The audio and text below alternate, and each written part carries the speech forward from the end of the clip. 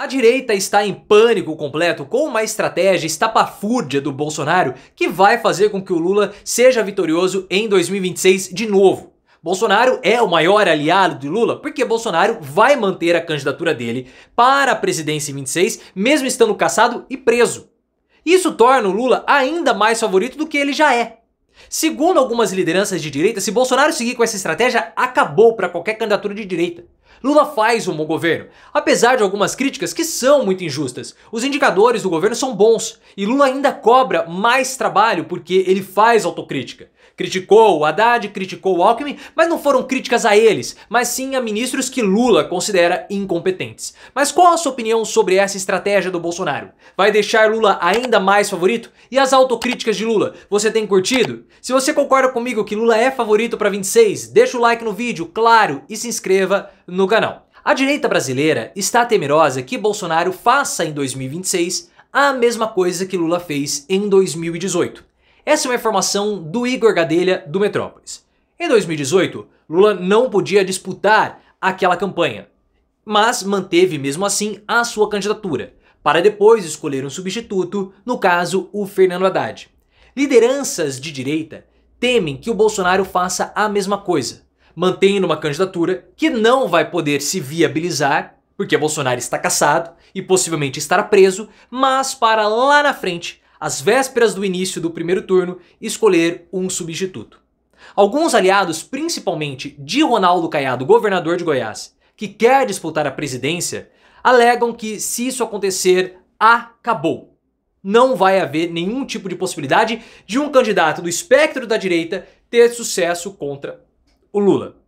E a gente sabe que o Bolsonaro vai fazer essa estratégia desde o início do ano.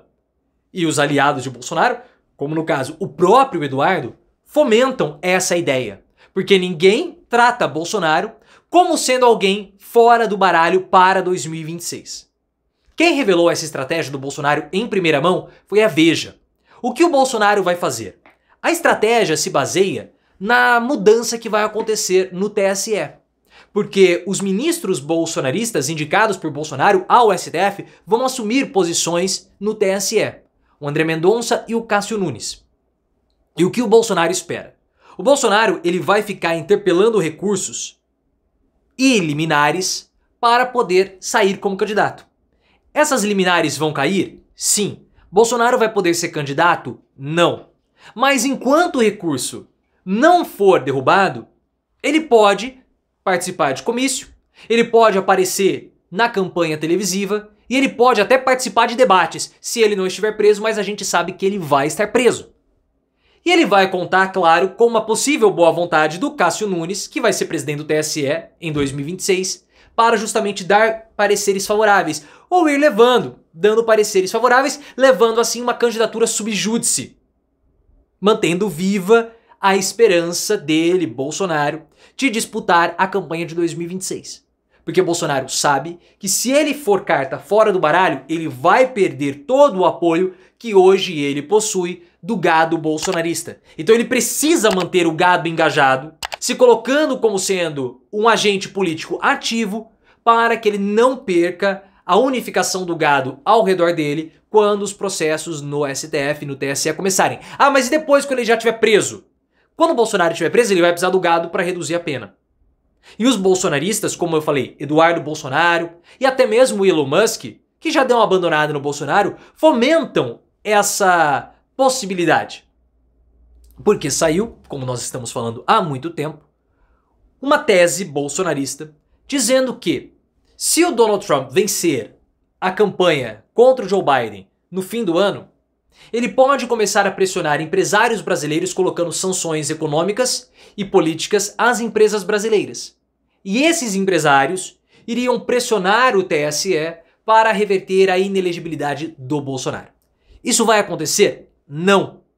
Mas é uma forma de manter a candidatura do Bolsonaro viva. Por isso que a direita teme. Porque eles estão fazendo exatamente isso. Eles, os bolsonaristas, eles mantêm uma esperança que não vai se concretizar. Porque o Bolsonaro não pode ser descartado, caso contrário ele perde força política e não vai conseguir peitar o judiciário. Por isso que o Bolsonaro ficou muito revoltado com as posições recentes do Ronaldo Caiado, como nós falamos, governador de Goiás. Porque o Caiado, ao se colocar como o candidato à presidência de 2026 pela direita, ele desunifica o bolsonarismo e também a direita. E o Bolsonaro sente que o Caiado já o está colocando como sendo uma carta fora do baralho. E isso não pode acontecer. É claro que todo esse cenário, para a direita, é desesperador, porque dá uma vantagem imensa para o Lula.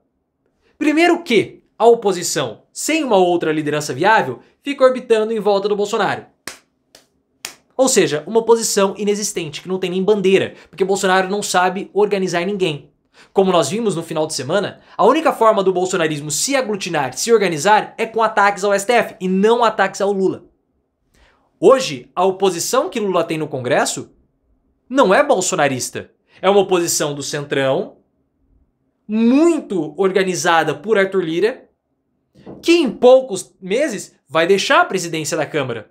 Lira falou que ia pautar CPIs, falou que vai deixar para o segundo semestre, porque nós vamos ter campanha municipal agora. E no segundo semestre ele vai pautar alguma coisa? Acabou. A tinta na caneta de Arthur Lira já acabou. Então essa oposição do Centrão, quanto mais tempo passa, mais fraca ela fica. Então vai ser muito fácil. Muito, muito fácil.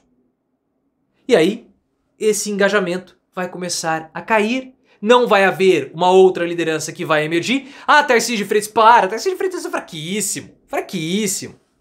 Fraquíssimo. O Lula arrebenta no debate. Arrebenta.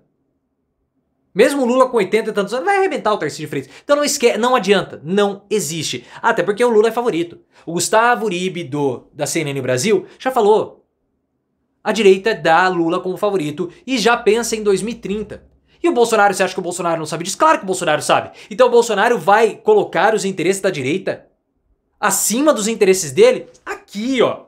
Já que Lula é favorito mesmo, vamos manter essa pataquada de candidatura sub júdice, de candidatura virtual, porque pelo menos a gente mantém o controle sobre a direita e eu posso me fortalecer diante do judiciário.